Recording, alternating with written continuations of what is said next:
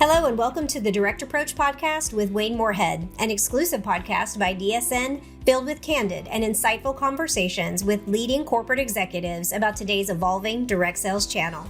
Today, Wayne is joined by Mauricio Domenzain, CEO of Immunotec, a 45-year-old health and wellness company operating in 14 markets with a strong emphasis on R&D, including 85-plus clinical studies.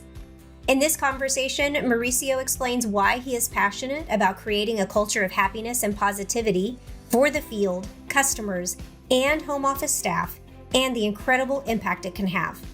And he also shares the importance of understanding who you are, what you stand for, what market you are competing in, and his experiences and strategies for market expansion success. To learn even more about the exciting potential in Hispanic and Latino communities, we invite you to secure your spot at the upcoming Fall DSU event on October 11th and 12th for an engaging panel discussion on this high-interest topic. At DSU, we're bringing some of the other power players in these markets to share proven strategies and learnings of what sets them apart, what they value, and how they want to interact with direct selling. Each of the spotlight companies is growing, and the majority of their sales are in the Hispanic and Latino markets, both in the U.S. and abroad. DSU is your all-access pass to 30-plus TED-style presentations, 4 panel discussions covering everything from how to engage and attract the Hispanic and Latino markets, legendary leadership insights, how service-based companies are driving results, and progress and insider updates on affiliate marketing strategies. Plus, attendees will have 2 bonus workshop breakouts to choose from on Wednesday, October 11th, following general session. A growth strategies workshop featuring brands with consistent growth over the last few years, and the AI Edge workshop for a hands-on session exploring new AI tools step by step right there on your laptop that can immediately impact your productivity and output. And the best part is the workshops are included with your DSU registration. Register you and your team today for free at dsu2023.com. Now, please help me welcome your host, Wayne Moorhead, and today's guest, Mauricio Domenzain, CEO of Immunotec.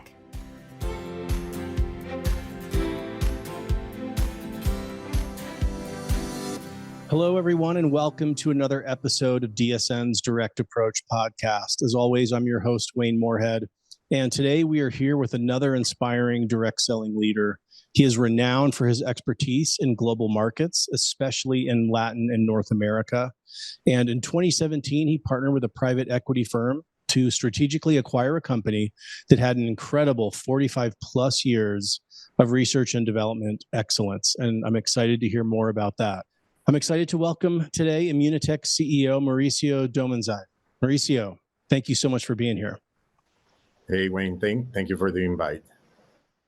Well, appreciate your time. I know you're super busy, but excited to hear more about your story, your sense for what's going on in the channel, and for this incredible experience and time that you're having there at Immunotec. So obviously, as we all know, this is not your first foray into direct selling here at Immunotec, but can you share a little bit about the path that led you into the channel and ultimately to Immunotec? Of course, Wayne.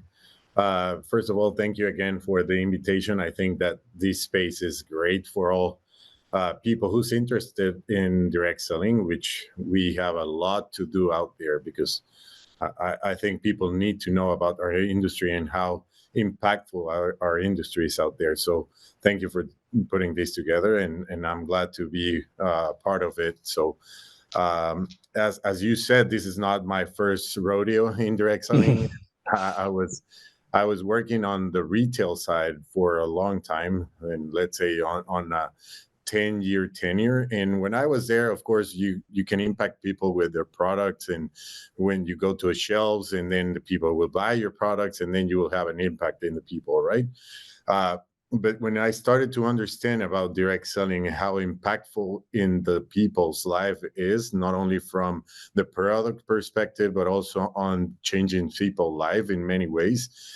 We always try to talk about only on the economics, but there's also a big impact in how people change their life in terms of professionalism, in terms of I don't know if there's any other industry that makes their salespeople read more than our industry.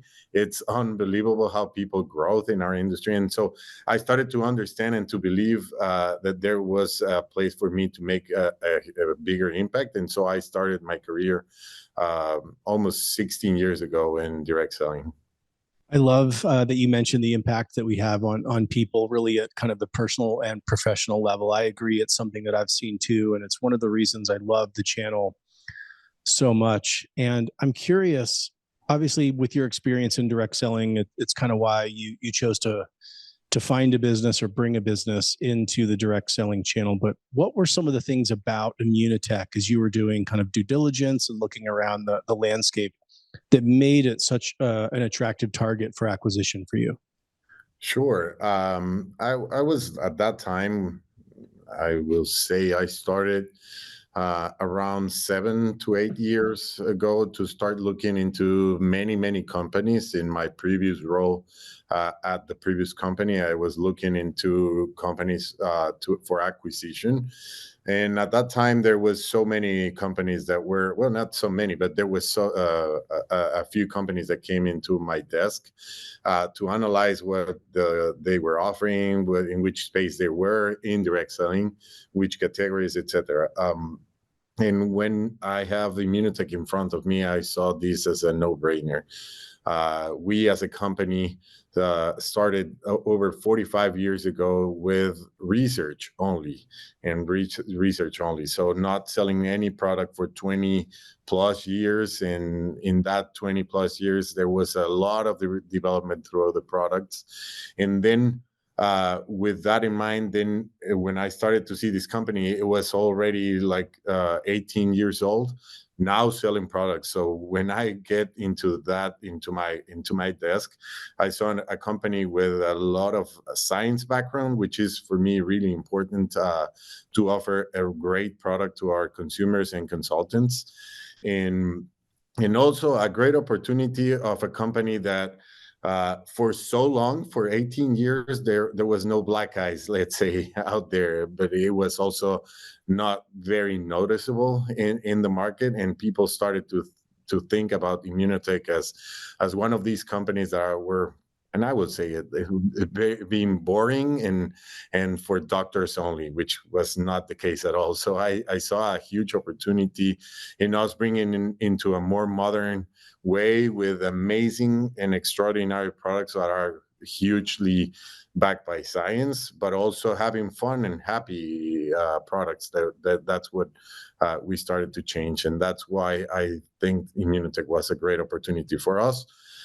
So I led this group of investors that we decided, and me leading this organization to buy and acquire this company, and then started as CEO immediately.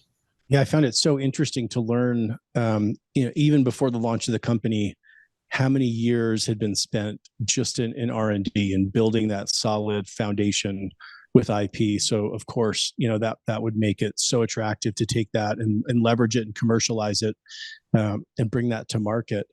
I also found it really interesting in learning more about you and in the company, really the immediate impact that you had coming into the company, that there was a resurgence of momentum and energy and engagement, not just from the field, but also there at the corporate and the employee side. And it seemed like there was a lot of you and field leaders that maybe had not been as engaged, for the last few years, really jumped back in kind of with both feet. And I'm just curious, did you think that you joining and coming in as CEO would have the immediate impact that it did in the field and at corporate there from kind of a culture and a spirit standpoint?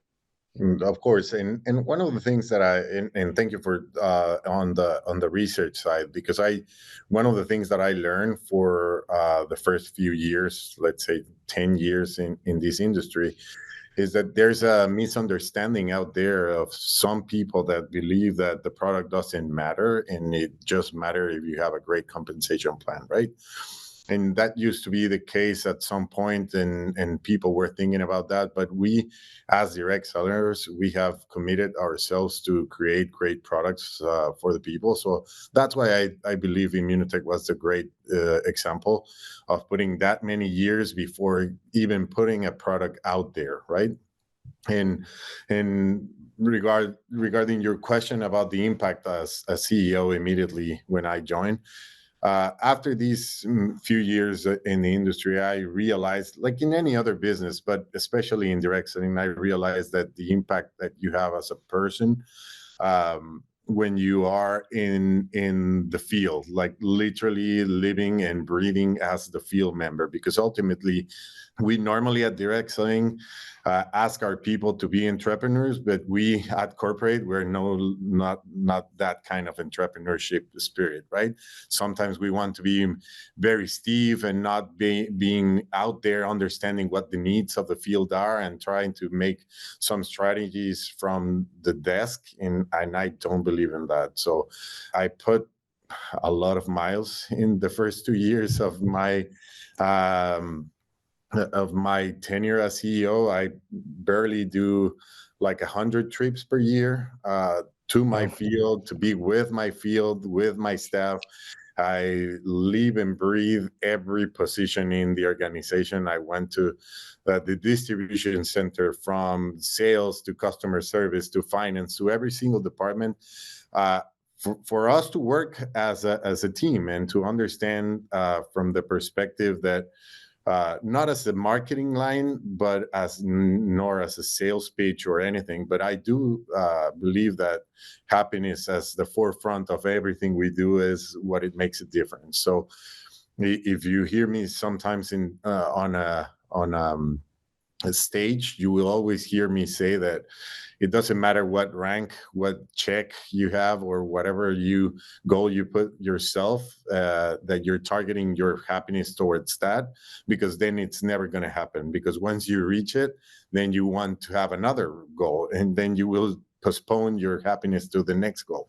And so what I always say is put your happiness first, and that doesn't mean to be singing and jumping every single minute of your life, but whatever makes you happy, and take the conscious decisions to make you happy, it will help you to find the better version of yourself. And that's what I did, internal and external. And we have been very successful in putting that out there, and people truly believe, and that's why I believe we have great results out there.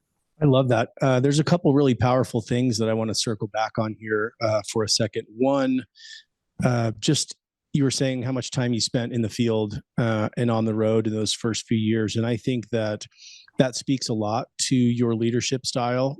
And I think another really huge kind of strategic implication of that is it lets the home office know where the focus is. Because it would be really easy for you to sit in your office and just kind of assign people to go out to the field and spend time and not go out there yourself. But you going out there personally and being with the leaders and understanding what's going on, really there, kind of boots on the ground, again, I think sends a huge message to the entire organization of where the organization's focus should lie, again, in supporting the field and selling the products. Something that I was going to chat about later, but I'm glad we got into now, is this idea of happiness, because I know that that's something that's really important to you. It's something that you discuss and has been very inspiring to you. And that's not a normal strategic outcome, or KPI that most CEOs probably have on their list of things to measure and things to implement. But I love the story behind that as well. Would you mind talking a little bit about where your kind of focus on happiness came from, kind of in your youth and with your father? Do you mind sharing that story?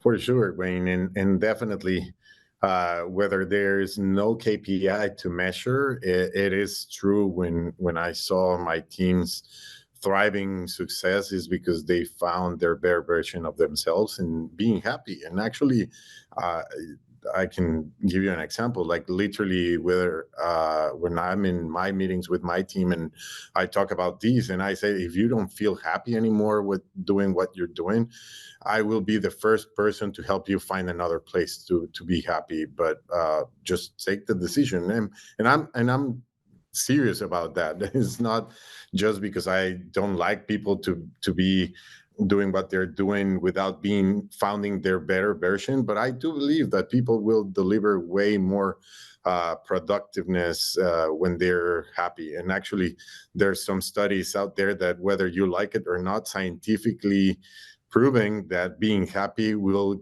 improve your productivity. So there's a like a thin line where we are going to start measuring KPIs around happiness. And actually, we do measure happiness in our organization. And it's kind of on the gray zone still, but this came back then since I was a kid with when my father I met him for 27 years. Unfortunately, I lost him a few years ago. Back then, but for the 27 years I had the pleasure to meet him and to live with him and to breathe and to understand what his life was, is like I've never was able to see him mad in his entire 27 years that I met him. And it's clear that took us in a different way as a person, and me as a professional. When I try to do anything that I do, is like I try to avoid drama at no cost. Like literally, I said always to my teams, is like, if we break something, if there's something that we did wrong, if I like literally take the chair and throw it from the window, is that going to fix anything? Of course it will not, right? It's just going to get worse. So let's avoid it. Let's face the situation and let's work on that. And that allows you to let people know that you're true on the happiness side. We're not just saying this for a sales pitch or whatever. My dad, when he was lying in bed for at least his last 2 years of life, and he was smiling all across the 2 years, and all the way until the last day, he was saying, "If I'm not mad, you should not be." So I'm grateful for having that in my life, and if I can literally give this something back to the people that I know and the people that I can impact, I will definitely. What an incredible example. I remember reading that story, and just, again, it inspired me in a lot of levels, not just professionally, but also, personally with family, to make sure that, I'm trying to be the best example that I can, because it's amazing those things that we pick up from those special people in our lives, how they continue to inform really the rest of our lives. So thank you for sharing that story. You talk a lot about kind of the strategic foundation for a company and what it's important to have really from the get-go and throughout a company's life cycle. And you've mentioned that a great business starts with understanding who you are, what you stand for, what market you're competing in, and your positioning. Can you elaborate a little bit on this and how you thought about that entering into Immunotech? Well, sure. Definitely understanding who you are and what you want, or what's the impact you want to make in what you do, is really important. And I know that there's several books and things that talk about that, in understanding your why, right?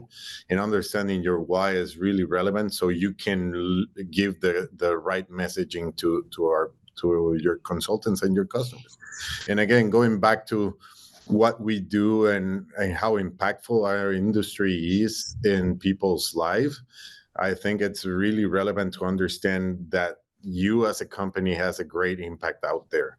And so that is a huge responsibility out there. And so every time we sign up a new consultant or a new customer, we are not thinking about the money they spent on us, is the trust they given in us. And that's what we understand who we are. And who we are is this, let's say, the bank of many trusts that has given to us, and that for us is the biggest asset that we have as a company. The trust that every single consultant, especially the consultants, give it to us, because sometimes we think it's just a economic transaction or a financial decision, but it's not. It's not only that. It's way more than that. It's dreams that are putting in there. It's a way of living, or even a way of changing their lives, not from changing into making thousands of dollars, but even a few difference in their lives can impact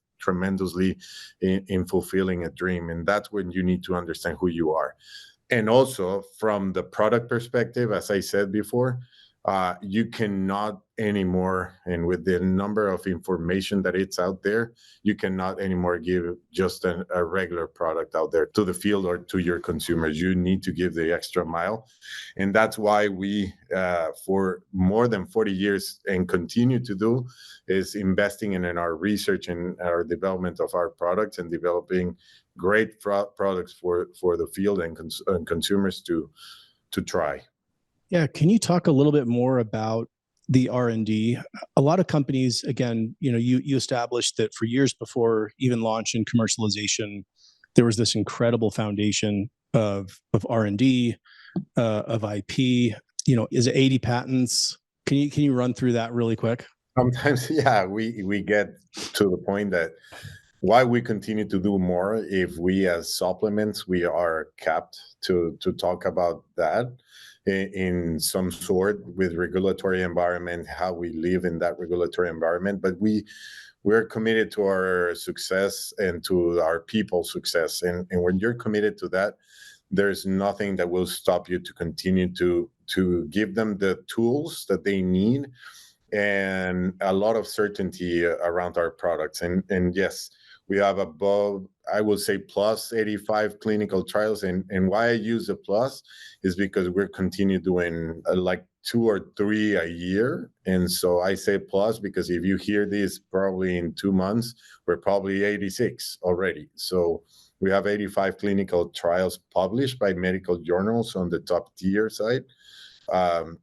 80 patent applications granted around the globe, and over 150 universities and organizations that have joined our research and development. So this is a product that not many people know about that, but because having that much science at the same time is kind of complicated to get out there, because we are very responsible in what we do and how we do it. Because again, I was talking about how important it is for us, the trust that people give to us. So we need to be very responsible in taking care of that. But again, having that many studies and patents, there's so many drugs out there that do not have what we have as a supplement. And we go from a variety of clinical trials, and most of them are being done in the US, in Canada, in Europe, in China, in Asia also. So we have a lot of clinical trials done. And not only that, but at the same time, with all these background, we have so much attention in the elite athlete side. And so we have people, I don't know, we have over 20 elite athletes that has participated in the latest Olympics that use our product. Professional teams like Inter of Miami or Club America in Mexico that have joined us as partners, and we do not pay any dime to them. We just give product in exchange for using our brand. Wow, that's incredible. So it is, I think, obviously it's been really important to the company's success. And one of the things I find so interesting is that it would be very easy just to kind of, slow the R&D drip, to not continue to invest in clinicals and other studies and just rely on maybe these historical studies and historical IP. I'm curious how you feel about it. Obviously, where you put the dollars is where you put your focus, but why has it been so important to continually invest in the R&D going forward? What impact has that had? Yeah, as I was explaining, Wayne, our biggest asset is the trust that our consultants and consumer has given to us. So in order for us to keep to to date our products and not just talking about past glories. We want to say that we are continue relevant to our lives and to our world. And moreover, with what we live for the last few years, it was important for us to continue to be relevant, and not only for the known things that we have, but also for the new things that has come into our lives.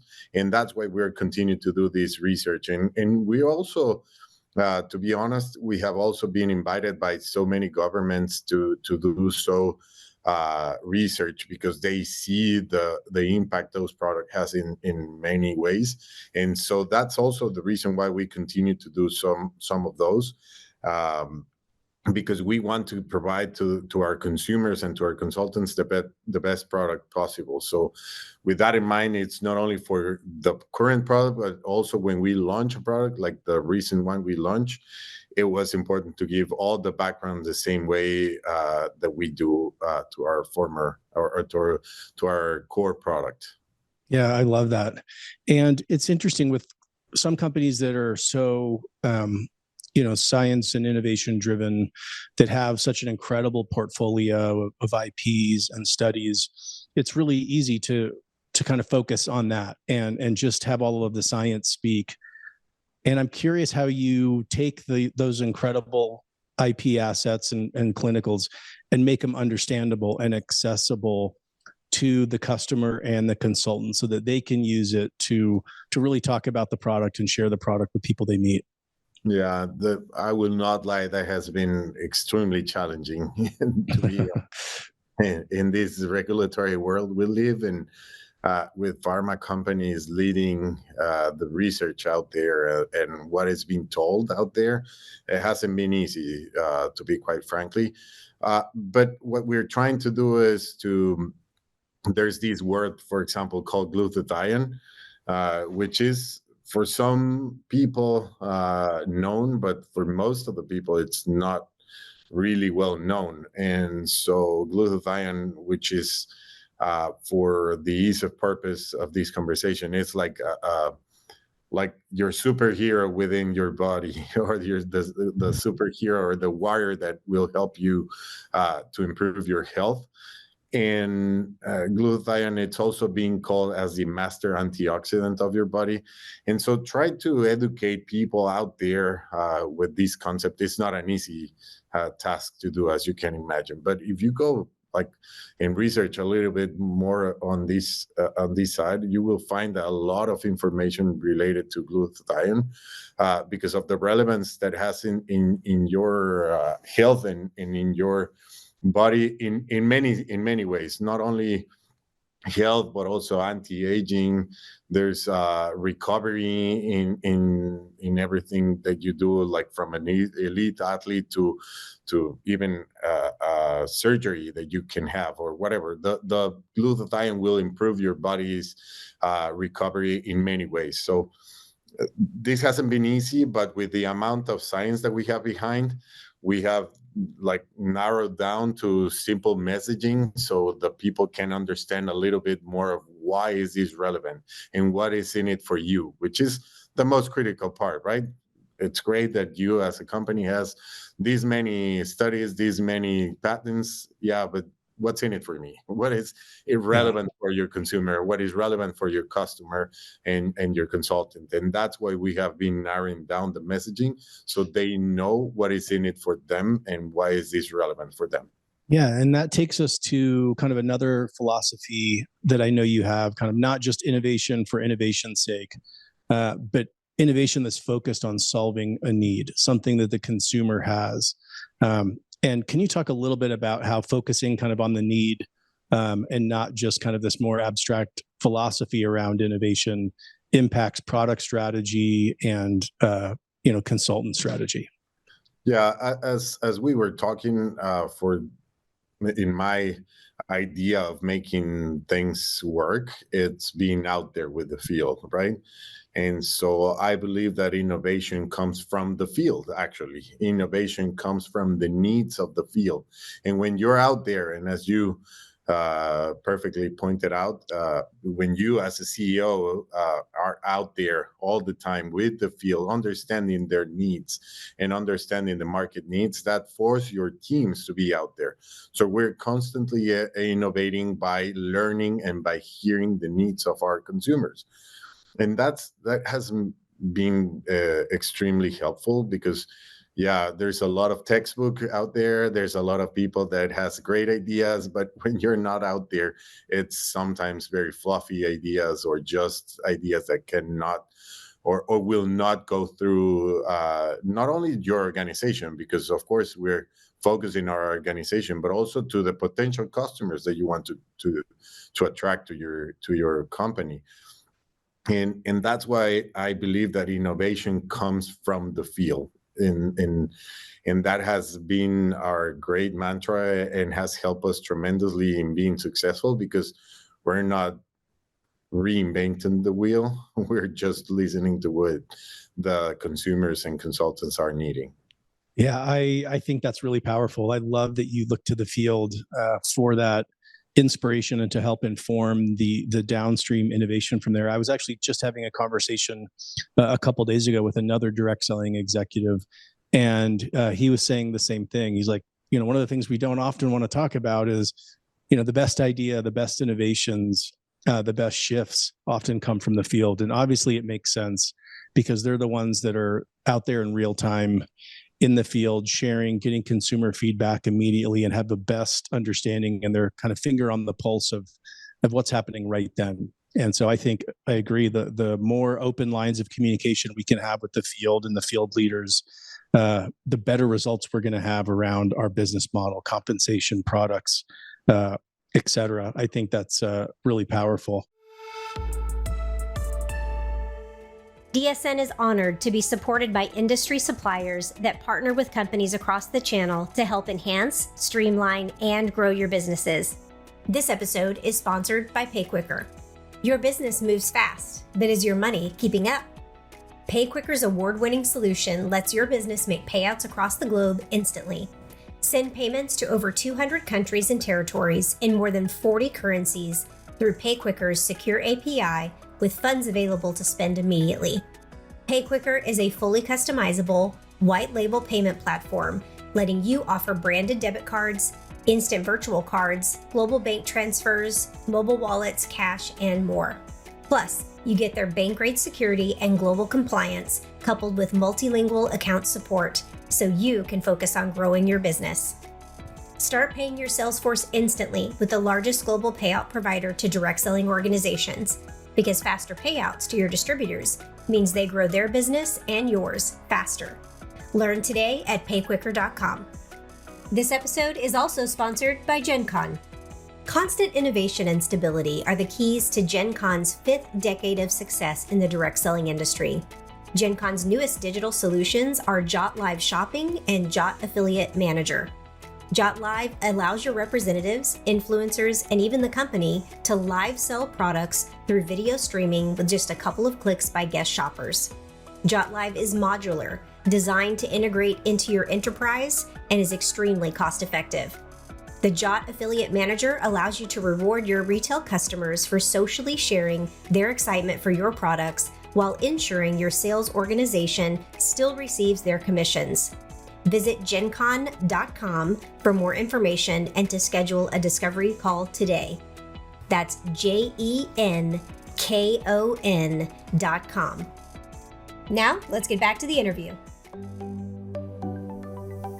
Another question, kind of as it relates to product, is you have had this incredible kind of hero product, Immunotec, that has been kind of this platform for the company for a lot of years now. And I'm curious how you balance having this awesome kind of long-term hero product with then also, keeping the product pipeline flowing and innovation happening and bringing new products to market. How do you balance the field's attention with this kind of hero product versus all these other products that provide incredible benefits as well?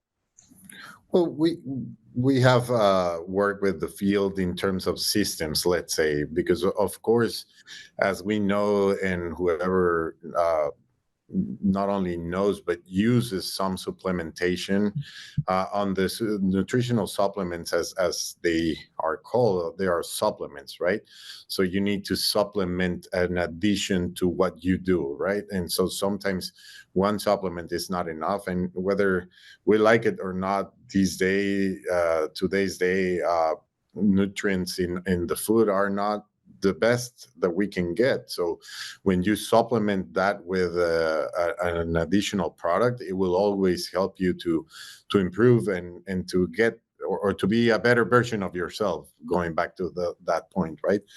And so what we have teach our people and we have educate our people is to use it as systems and to put them together. And I think that's one thing that most of us as direct selling are really good at, because we train them in terms of how beneficial will be to use one product again with the other. And us knowing that personalization has gotten a lot of attention everywhere in the world, not only from the direct sales side, which it's crazy, Wayne. I think that all the things that are happening now in the world is what we have been doing for years and years, right?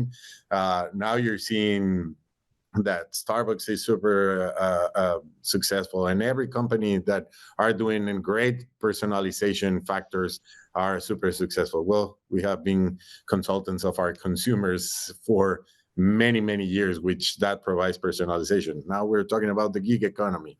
Well, we were the ultimate gig economy for years.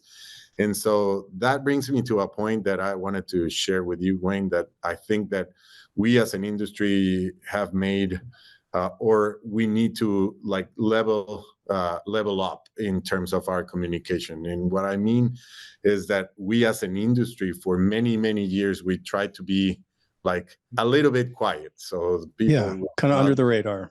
Exactly.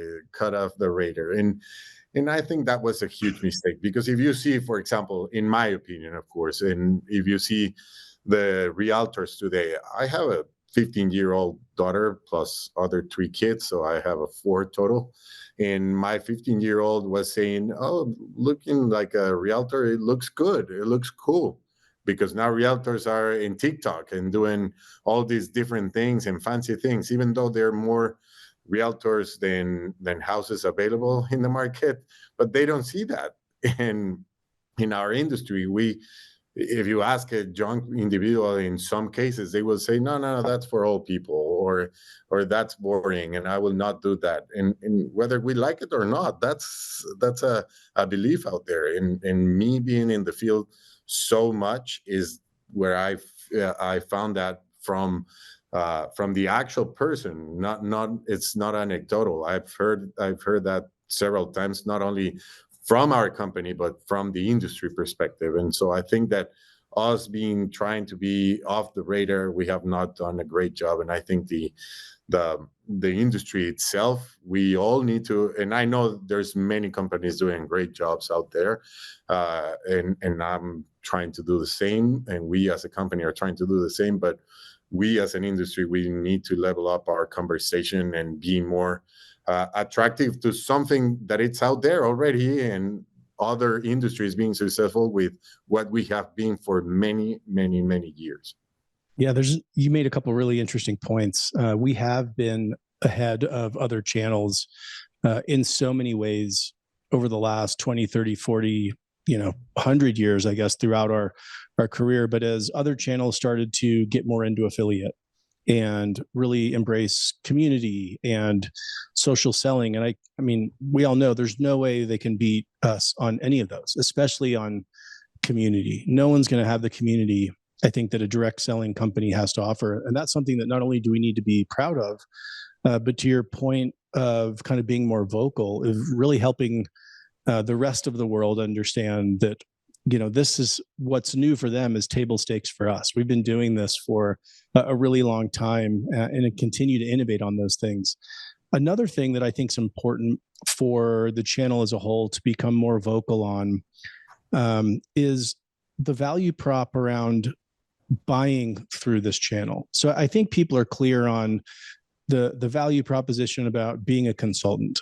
and the advantages that come, the supplemental income, the gig work, the time freedom that it gives you. But I do think we need to do a better job of consumer messaging of saying, this is why you want to purchase from a consultant that's in the direct selling or social selling industry. These are the advantages to you as a consumer. And I think that's definitely one of the areas that we need to get more vocal on. And kind of along the lines of some of these shifts and changes that we need to make. Obviously, you joined at a really interesting time for direct selling, where, as we all know, more changes happening than probably any other time in our history. So I'm curious, in addition to a couple of those you mentioned, what are some of the other big shifts or changes that you've seen as your time there as CEO? Of course.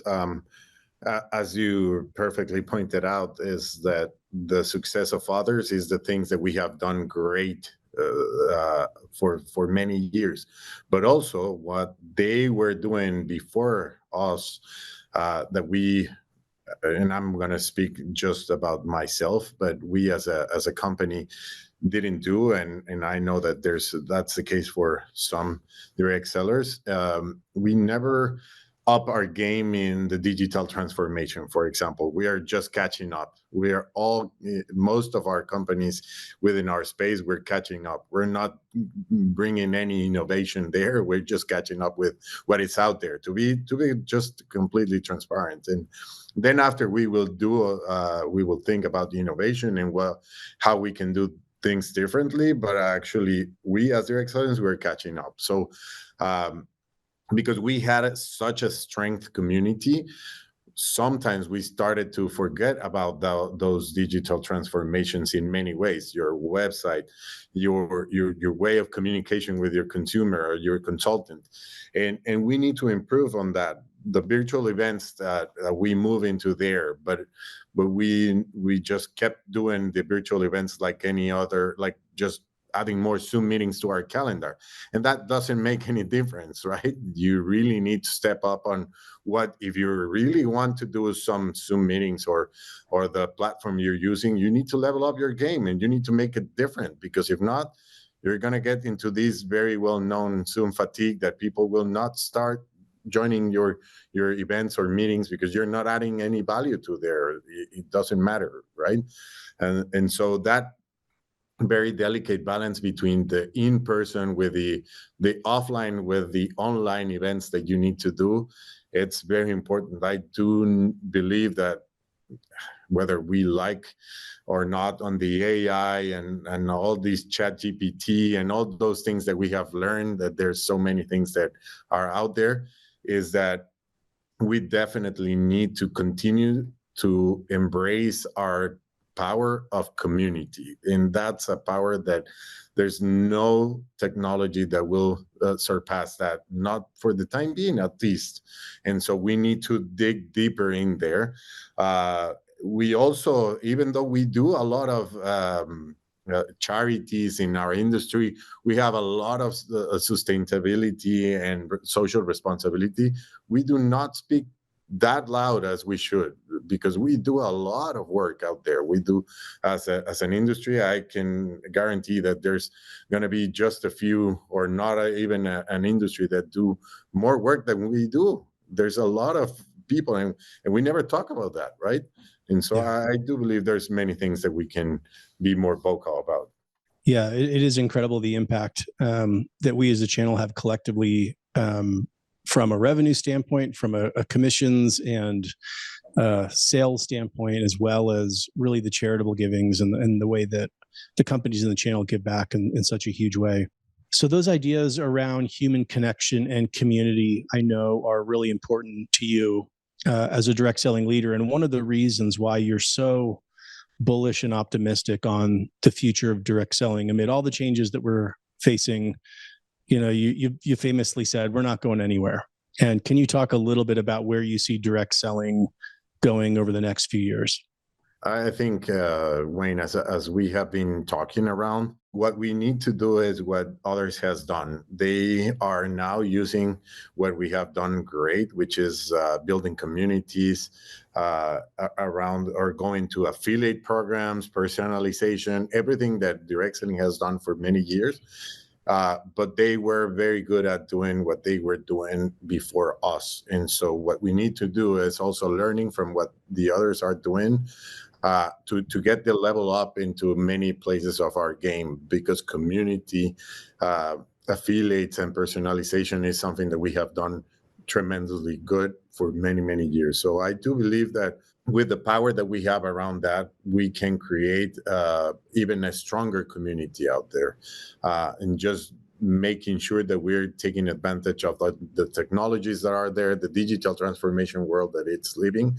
But people, it's not going anywhere. And I do believe that people, it's looking for something bigger than themselves. And here in direct selling, we're always that kind of place where people feel that they can be part of something bigger than themselves. And it's, again, not only for the sake of making a few dollars or $1,000 or whatever number it is, it's also to belong to something. And I think that we have given that in a very good sense for many, many years, and for many families around the globe, because it's a matter of community that we have built so many places. It's like, in my case, for example, we're in 14 countries. In every country you are, you go, you speak to your people, and they're looking for the same.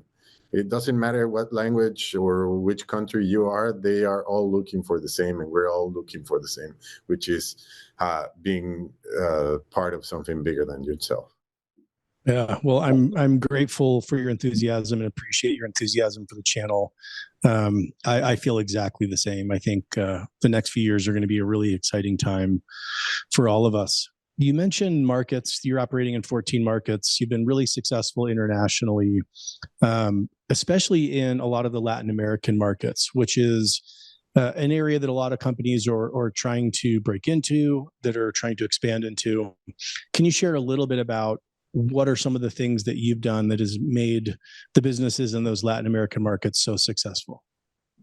I will say that in full transparency, and not pun intended, but I think that the companies that want to be successful need to stop trying or making those countries as an extension of your current market, which I mean, you really need to commit to the market. I do not open any of those markets without the distribution center, without the full operation to the market, because it's even a little bit more complicated than most of our colleagues and partners in direct selling believe, because of course, because of infrastructure, I'm not saying anything that people doesn't know.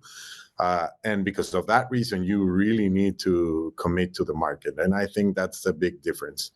Every time I go to one of those markets, I'm making sure that we as a company can commit our time, starting from me to all the way to the organization, that we can commit the time to those markets. And it's not only an extension or another state of the US that we're opening, and then we'll send one manager there from now and then to see if that's going to be working or not. It's to fully commit to that market, not just to add another flag to your wall or to your website. Is truly to become part of that market, to understand the cultural needs, because again, it's not only the language, but it's also the culture that you need to understand, and you need to have people in the ground, people directly from those markets, and to understand and to serve that market the correct way in all senses. And I do believe that has been one of the biggest assets that we have, is that we set the country for success in all senses. It's not we're thinking if it's successful, then we're gonna put everything that it's needed. No, we from scratch, we put the entire organization over there. That's so important. I hope everybody goes back and listens, especially to those last few minutes. There's so many valuable lessons in there. I agree. If we're going to go to the time and expense and effort of opening a market, we should resource it and support it accurately. If we were honest with ourselves and look back, a lot of the times that our markets failed were because we went in too quickly. We thought it was going to be easier. We thought we weren't going to need that same level of support. And as we know, you really only get one chance to launch a market successfully.